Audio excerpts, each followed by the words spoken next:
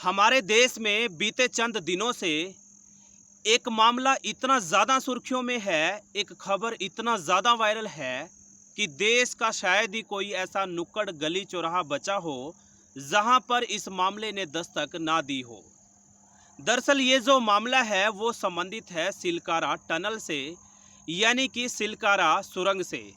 वही सुरंग जिसके निर्माण के दौरान, जिसकी खुदाई के दौरान एक दो नहीं, दो चार नहीं, बल्कि पूरे 41 मजदूर बहुत बुरी तरीके से फंस जाते हैं। इतनी बुरी तरीके से फंसते हैं कि उनकी जान तो बची हुई है, लेकिन एक हफ्ता बीत जाने के बाद भी, लगातार प्रयास प्रयत्न करने के बाद भी उनको सकुशल वापस नहीं निकाला जा सका।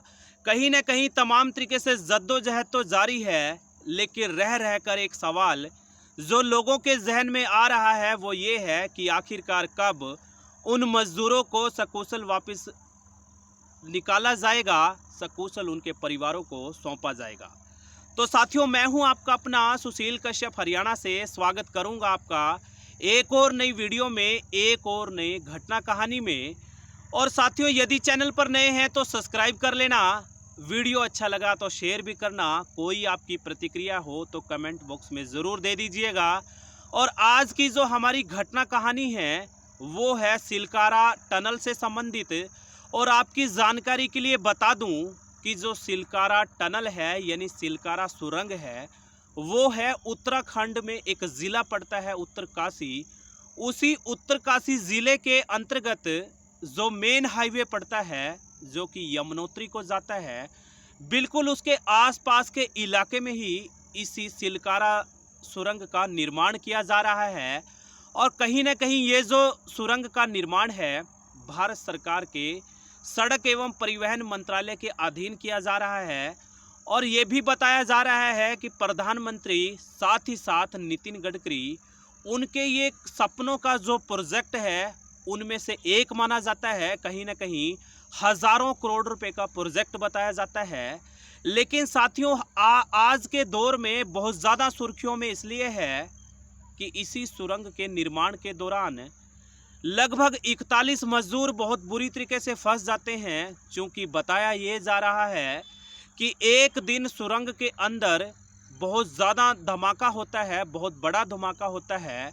और धमाका इतना बड़ा होता है कि चारों तरफ से जो मिट्टी है वो बिखर जाती है, उड़ जाती है। और कहीं ना कहीं अंदर काम कर रहे मजदूर, जिनकी संख्या 41 बताई जा रही है, वो बीच सुरंग में ही फंस जाते हैं।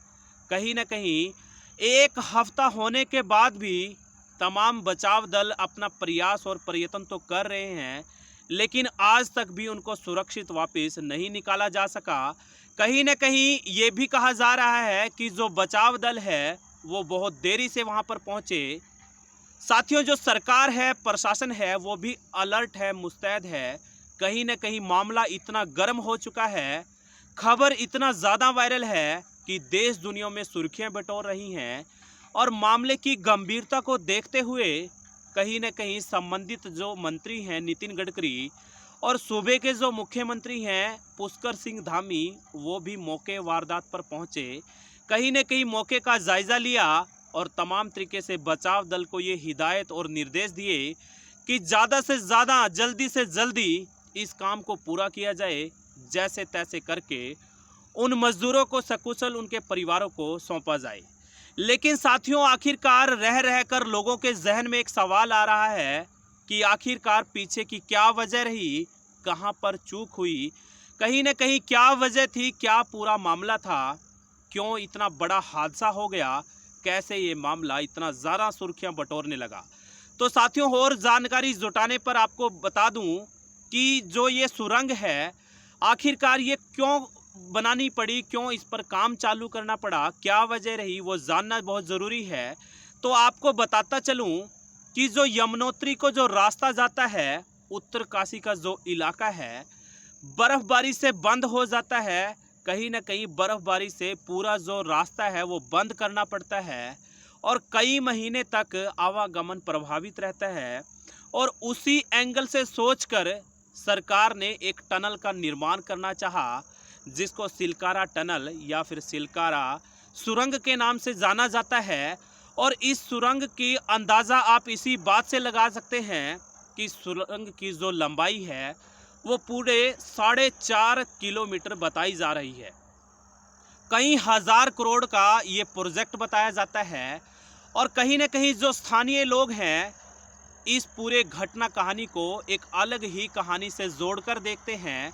उनसे जब बात की जाती है तो लोग ये भी बताते हैं कि जो बाण गांव है, जो कि इस सुरंग के इर्द गिर्द का इलाका है, वहाँ पर एक मंदिर है।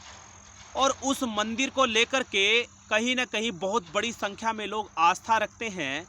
और ये भी जानकारी मिलती है कि इस सुरंग से संबंधित कर्मचारी और अधिकारी शुरुआती दौर में मंदिर में नतमस्तक होते थे, कहीं ना कहीं वहाँ पर पूजा अर्चना करते थे, तब कहीं जाकर के अपने काम को शुरू करते थे। लेकिन धीरे धीरे इस सुरंग का निर्माण जब आगे बढ़ा तो मंदिर को नेस्तानाबूद कर दिया गया, कहीं ना कहीं खंडित यानी कि तोड़ फोड़ दिया गया। लोगों ने विरोध भी किया, लेकिन जो अधिकारी थे, कर्मचारी थे, वो नहीं माने। लोगों ने ये भी दलील दी कि इस मंदिर की बहुत बड़ी स्तर पर जो है आस्था है।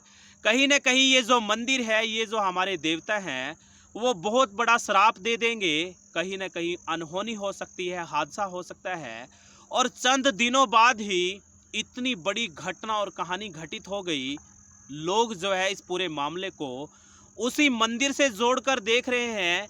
और बताया ये भी जा रहा है कि अभी 1-2 दिन पहले ही, यानी कि इस घटना कहानी का संज्ञान में आने के बाद भी एक अस्थायी तौर पर मंदिर का निर्माण कर दिया गया है। वहाँ पर भी लगातार सुबह शाम पूजा अर्चना की जा रही है। और साथियों, आपको बता दूं कि तमाम तरीके से जो बचाव दल होते हैं, चाहे वो एनडीआरएफ है या फिर एसडीआरएफ है, और साथ ही साथ इस पूरे क्षेत्र से जुड़े हुए जो एक्सपर्ट और विशेषज्ञ होते हैं, उनको भी मामले से अवगत करा दिया गया है। तमाम टीमें मौके पर पहुंच चुकी हैं। साथ ही साथ जो विदेशी लोग हैं, विदेशी हमारे सहयोगी हैं, वहां से भी तमाम तरीके से एक्सपर्ट की टीमों को मौके पर भेज दिया गया है। और सुरंग को तोड़ने के लिए, खुदाई के लिए कहीं ना कहीं तमाम मशीनें जो आधुनिक हैं उनको मंगवाया गया है। और बताया तो ये भी जा रहा है कि हवाई जहाज़ के माध्यम से एक बहुत बड़ी आधुनिक मशीन को अमेरिका से हायर किया गया है, जिससे बचाव जो कार्य है उसमें तेज़ी लाई जा सके। कहीं ना कहीं बचाव दल जितनी जल्दी हो सके उन मज़दूरों को सकुशल वापस निकालने के लिए जद्दोजहद कर रहा है। तमाम तरीके से प्रयास किए जा रहे हैं। लेकिन साथियों, आखिर क्या वजह रही कि 7 दिन बीतने के बाद भी उन मज़दूरों को वापस सकुशल नहीं निकाला जा सका। और साथियों, आपको ये भी बताता चलूं कि अंदर जो मज़दूर सुरक्षित हैं, बचे हुए हैं, वो जिंदा तो हैं, लेकिन आज भी अपनी ज़िंदगी और मौत के साथ लड़ रहे हैं, जद्दोजहद कर रहे हैं। कहीं ना कहीं रह रह कर उनकी ज़िंदगी के साथ मौत की जो तलवार है वो रह रह कर लटक रही है। उनको तमाम तरीके की ज़रूरतें जैसे कि ऑक्सीजन या फिर खाना उनको लगातार मुहैया कराया जा रहा है, वो भी पाइप के माध्यम से। और कई और अन्य विकल्पों पर भी सोच और विचार किया जा रहा है। जिला अधिकारी महोदय की माने तो ये भी सोचा जा रहा है कि यदि सामने से सुरंग खोदकर उन लोगों को नहीं बचाया जा सका तो कहीं ना कहीं जो ऊपर से पहाड़ है उसको काट कर वहाँ से ड्रिल करके उनको बचाया जाएगा, उनको रेस्क्यू किया जाएगा। और बाकायदा उसके लिए हेलीकॉप्टर के माध्यम से सर्वे टीम ने सर्वे भी कर दिया है और बहुत जल्द उस पर काम भी शुरू हो जाएगा। तमाम तरीके से तमाम बातें सामने आ रही हैं, लेकिन रह रहकर जो लोगों के समक्ष सामने एक सवाल आ रहा है कि आखिरकार क्यों चूक हुई, क्यों मदद देर से पहुंची, क्यों इन तमाम प्रयासों को पहले क्यों नहीं किया गया। सवाल तो आखिरकार उठेंगे ही, जवाब देने के लिए कोई तैयार नहीं है। लेकिन बार बार लोगों से अपील की जा रही है कि शांति बनाई रखें, दुआ और निवेदन आग्रह करें।